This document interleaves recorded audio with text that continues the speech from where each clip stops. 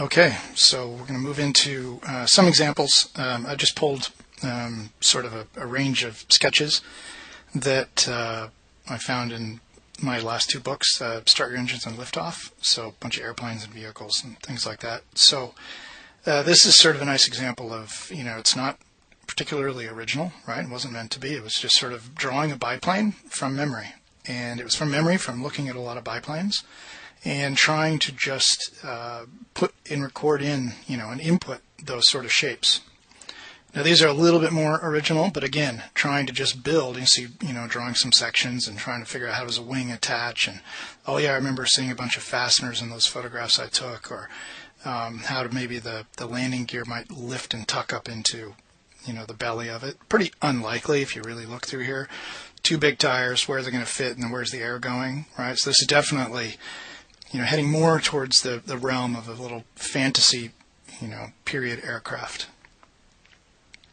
Another example, a little sports car, but again, a sort of 50s, 60s inspired open cockpit, old Maserati birdcage-ish vehicle. But again, not trying to, create a sort of super original design. Most of these sketches are about trying to build, again, that visual library. And so they can be marker sketches, they can be simple pencil sketches, but the important message here, I think, is to sit and study and draw those vehicles that you've recorded in photographs, or sitting in front of them whenever you get a chance from scale models. But the more you can input those sort of things, the easier it will become for you to draw upon those when you start to create your own original designs. So again, the idea was, let's try to just draw a little sports car, so a little pencil and chalk sketch. Again, this is actually drawn, I believe, was either on the spot or from a photograph. To be honest, can't remember. It was a while ago. This was at the Monterey Bay Historic Races, and just a little ink pen sketch on this older Le Mans style BMW. But again, recording a little bit of the graphics, mostly though trying to capture the proportion and the forms and the function. Roll bar for the safety of the driver. Where does the fuel go? This was this cool pinstriping graphic they had. How big is the rear wing? There's some mechanicals that show up in the shadow. And then, you can learn from that. You can pull from that. So anytime you do a little pencil sketch or a pen sketch of your own design, and I'll indicate, I remember there was some mechanical things down there that just, caught a little bit of light even though they were in the shadow because they were shiny. Then you can start to integrate that into your own work. This is this Panos car. This is that old V8 that was pretty awesome sounding. And, trying to find, there's air, probably for cooling, air maybe for the engine. Where's the driver sit? In this case, the driver sat way towards the back and off center. And, again, what's the overall shape? And you see it's not a lot of construction here. It's literally just, free sketching what you see. Again, either from a photo or from reality. Here's an old Cobra. Same sort of sketch. Again, if you draw it, I think that your ability to reproduce that and call upon that form language is greatly increased. Another quick example, little pen sketch.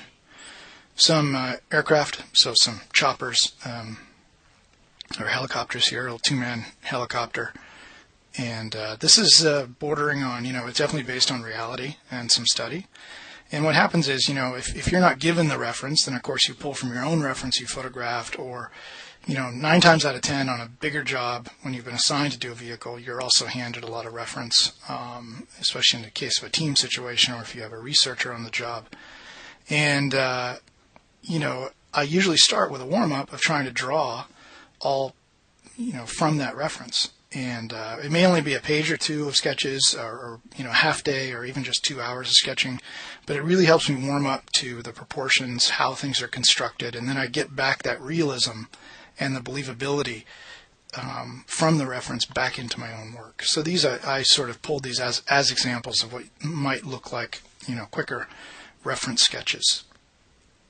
Here's some watercraft, so some old wooden boats. This would be like maybe after that visit to Lake Tahoe, and looking at some of those incredibly long boats that have, single or only, maybe a double cockpit.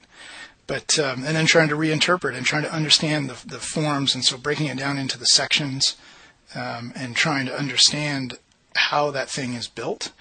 And my method of drawing is really very straightforward, not really about artwork. It's really all about model building.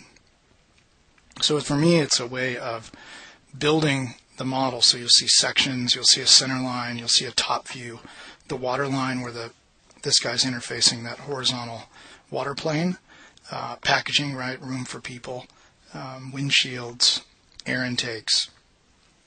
So this is sort of based on reality, but with a little bit of, you wouldn't have these wacky perforated panels, things like that, to give it a little bit of design originality. So really trying to get familiar with that boat form is another example of little warm-up sketches you might do, really based on observation and trying to build that form. The more familiar you get, each object I find has a way that it likes to be built. And what I mean by that is that it has there are easy ways to draw an object, and there are difficult ways to draw an object.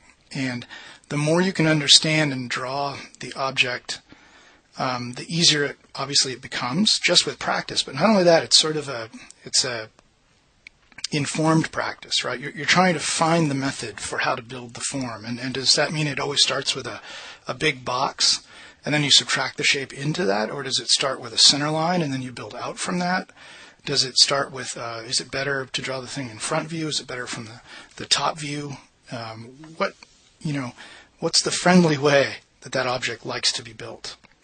Here's an example of I had to do a little ghost pirate ship, and so this was mostly from observation, and then just punched out a couple of holes and got rid of the crew and pirate flag and a couple of, tattered sails, and there was my ghost ship. The next thing we're going to move into will be going from the remembered, where your primary goal is to build your visual database, into the applied.